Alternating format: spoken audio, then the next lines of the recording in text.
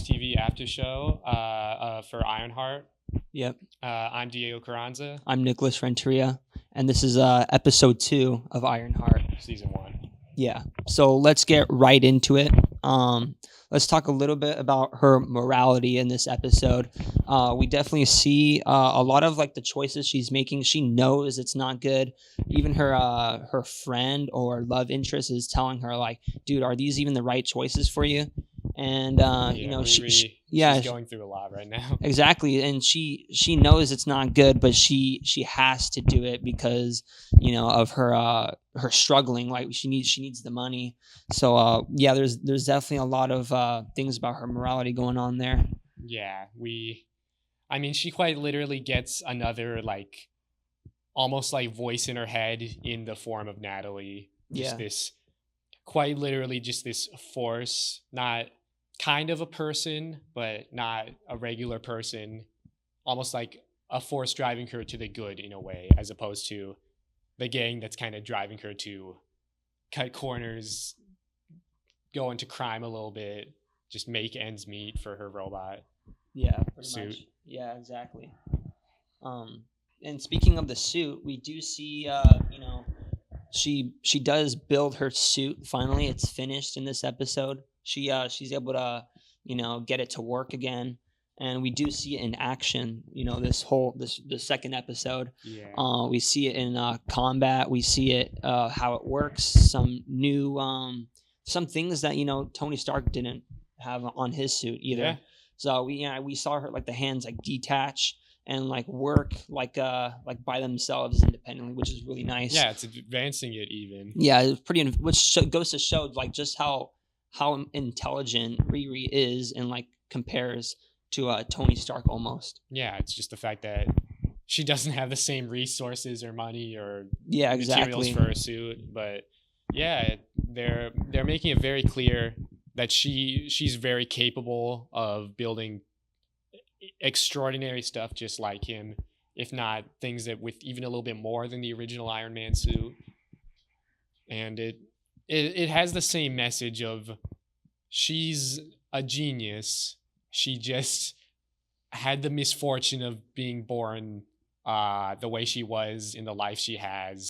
Yeah, it's definitely a plot that's very fast in the very beginning. It's presenting all these issues. It's presenting this girl with extreme genius, and she shows it off immediately.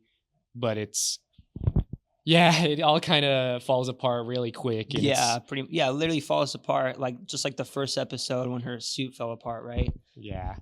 So it's almost like the beginning of her journey, trying to piece it all back together and desperately. So yeah, exactly. But she's doing a pretty good job, I'd say. Doing a pretty good job, but committing some crime in order to do so. Yeah, but she tells the kind of like the villain dude that like, hey, I'm not in this for like the actual like crime. I'm actually in this because I need the money, right? Yeah. And he is like, no, like we all do crime, like we're all bad guys. Yeah. And she doesn't agree with that, right? Yeah, so that's she's kind of trying to say like, I'm not a criminal, I'm just committing crime because I have to. Which exactly. He's pointing out that's a lot of us. That's a lot of criminals. But yeah, exactly. Yeah, it's just kind of that moral question brought up in this. And you kind of look at her and you kind of wonder, because clearly she is capable. It's harder for her.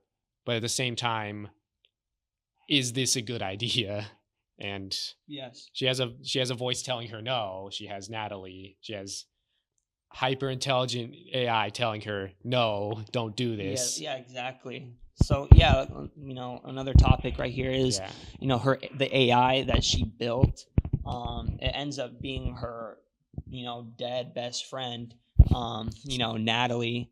But she's there and she's helping her, and she's her AI, and she's Riri's kind of like not in denial about it, but she's kind of like she wants to push it aside still, like she wants to let things lie how they were before. But this might be like good for her actually. It could be, but it brings up the interesting question, like if you make an AI with an identical personality and all the same memories, much to Riri's surprise. She didn't expect her to have all the same memories. But if you do all that, is it still the person or is it just an AI? Exactly. And that's what the mom points out here of Riri, that like she goes up to, her and she's like, dude, like Natalie has the same mannerisms, facial expressions, same thoughts, memories. And even Riri herself is surprised in some cases. Like she'll be like, wait, where'd you learn that? And then like Natalie's kind of like you just gave me this, like, yeah, like she doesn't really know, right? Part of my memory. Yeah, exactly. As far as she's concerned, she is Natalie. Exactly. Brings up some interesting questions and brings up some interesting ethical questions that she even asked herself. She kind of has to reflect a lot. She's not really doing that initially, but I feel like that is something she's going to have to do later down the line. I feel like setting it up for that.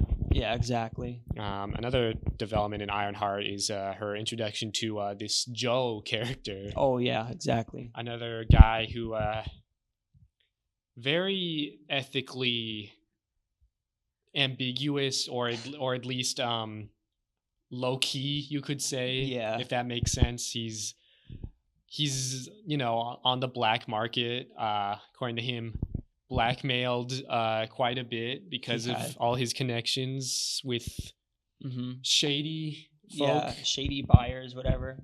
But tries to deny he's very in that deep. He's exactly. Kind of similar to Riri in a way. He's like, I'm not a criminal, I'm not a bad guy, but I might be on the black market with this stuff. And he's also, what I want to point out too is that he's presented as this guy that is very easy to like walk on, right? Like he's the neighbors are like walking all over him.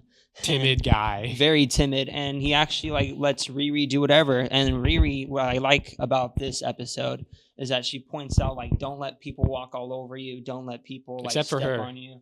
Yeah, except for me, and then she says like, I have the suit. But, but she was like, don't let people just like step all over you, And that's actually like a really good message that episode 2 had to bring out. Yeah, it's they're almost like they're very similar to each other. They're a weird duo, but they're almost set up like companions in a way. They're in maybe not the best situations, and they're doing things which are that are very illegal and are ethically questionable, but they don't seem like bad people. He doesn't seem like he's a criminal mastermind. He can't tell his neighbors to please stop messing with him. Exactly. He's timid. She's just a girl, a child, a genius, but a child, young, a young adult maybe. But you see the two of them, and you get a kind of a sense of what their motivations are, but also you don't get. They're still very closed off. They're still very secretive. Exactly. Yeah. That's kind of just shows you more of their personalities, but it also, it shows you their personalities by showing them what they're hiding about their personalities. Yeah. Pretty much. Yeah, exactly. Yeah. I mean, what'd you think of when you first saw this Joe guy? Well, what was your first impression? At first, he's a terrible liar. Yeah. He was like, "Oh, my name's not Joe. It's whatever." And then like it's just very easy to tell when he's lying, I guess. Yeah. But later on we kind of start to realize a little bit that, or get like this idea that he has this other history part of him that he's not saying, and it's not presented to us until later on, I think. So we'll definitely see what happens with him, because he has. I thought he was just gonna be comic relief when I first saw him. I'll be honest, but no, they're fleshing out these characters, and you're kind of getting a sense of the cast. You're seeing Natalie the AI, you're seeing the gang, you're seeing Riri and her family, and then you're seeing Joe, who's feels like he doesn't really belong there, but when you think about it, he fits in that cast pretty well, story wise. Yeah, perfectly. Yeah, it's just this show, this Ironheart, continuing on the legacy of a lot of things in Marvel, like Tony Stark, while also introducing all these new questions and all these new little themes about morality and life for people like Riri that we kind of see developing over time. Yeah, exactly. And I think they're gonna still be developing over time in the later episodes. For sure. I guess we're just waiting when stuff is gonna hit the fan. Yeah, exactly. So let's go to like another big topic here is that we do get to see more of the bad guy of the hood here and his abilities, and also like a bit of his plans, a little bit, because he is able to, like, you know, he has definitely some powers, I'd say. He's able to teleport, right? And he is targeting people that I think the team and the gang is not aware of. Yeah. And that's where this is where Riri kind of like she's starting to think a bit like, what is he really planning? Like what kind of cape does he have that's, you know, giving him this, you know, these powers, and like what's going on with him? He's like a shady guy and he's not sharing any of his business, you know? Yeah, which is a lot like Riri. Yes, exactly. And Joe, and we see a theme here with the characters. Yeah, exactly. They're all kind of secretive. Yeah. Yeah, I mean, that's just the type of life that these people live, and it's the type of life that Ironheart is touching on more. Yeah, exactly. There's definitely a bigger picture here besides the actual plot, which is pretty cool to see as it develops further into the show, you know? Yeah, but there's still some very clear, like, people who are maybe a bit more shady than others, like the hood. Yeah, exactly. But I don't know. I guess we'll see how it goes in the later episodes. I think that covers things. I think that covers all of episode 2 here. Yeah. Thanks for watching the Ironheart After Show here at MUSE TV again. And if you like it, I recommend liking, subscribing to MUSE TV and MUSE TV X, and hope to see you again in the next episode.